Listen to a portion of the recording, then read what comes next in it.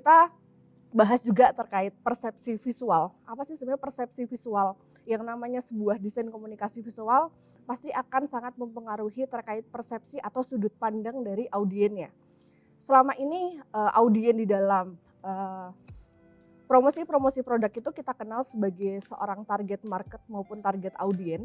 Itu bisa dikaji berdasarkan beberapa faktor. Faktor yang pertama itu dari faktor jenis kelamin, perempuan dan laki-laki itu bisa ditentukan. Lalu faktor yang kedua terkait usia, berapa usia yang ideal untuk mempromosikan sebuah produk A misalnya. Misalnya untuk produk gadget atau produk-produk mobile phone. Itu biasanya ditujukan kepada usia-usia yang memang produktif atau usia-usia pekerja begitu. Jadi misalnya untuk usia 17 tahun sampai usia 40 tahun. Nah, produk-produk gadget ini memang ditujukan untuk masyarakat-masyarakat baik itu wanita atau laki-laki yang usianya di dalam cangkupan 17 sampai 14 tahun tersebut.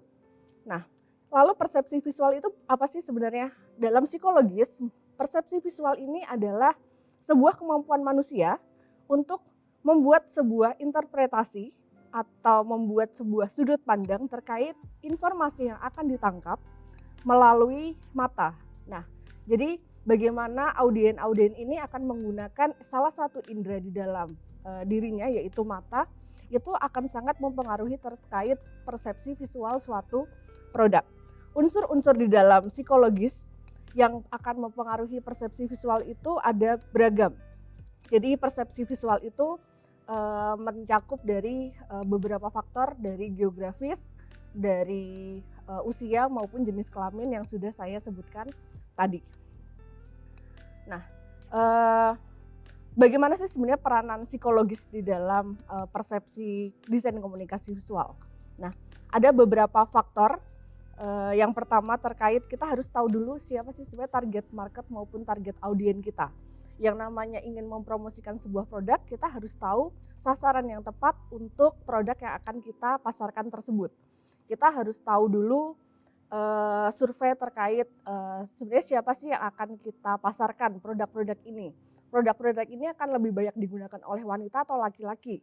Itu harus kita survei terlebih dahulu supaya proses promosi melalui penerapan desain komunikasi visual ini sesuai dengan tujuan-tujuan yang memang sudah dilakukan sebelumnya.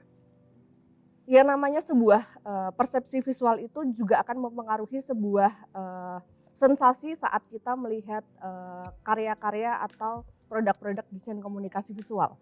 Jadi di dalam hal ini indera mata akan bekerja bersama otak kita bagaimana mengolah saat kita melihat suatu gambar iklan A, itu persepsinya akan sama dengan orang B pada saat melihat iklan tersebut juga.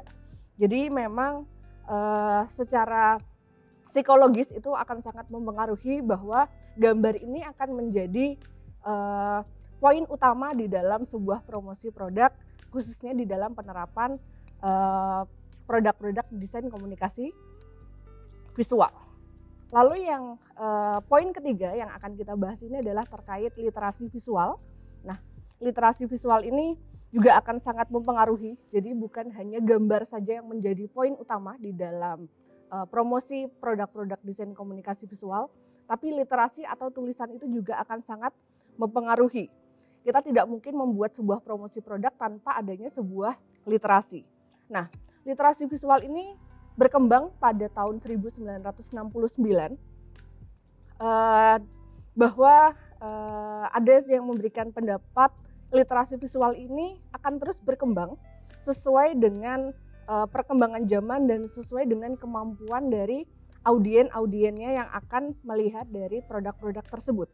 Nah, secara visual literasi visual ini menjadi sebuah media pendukung juga untuk mempromosikan sebuah produk-produk desain komunikasi visual untuk mendukung dari gambar maupun foto yang sudah diterapkan di dalam produk-produk tersebut. Ada beberapa gambaran kekuatan terkait literasi visual.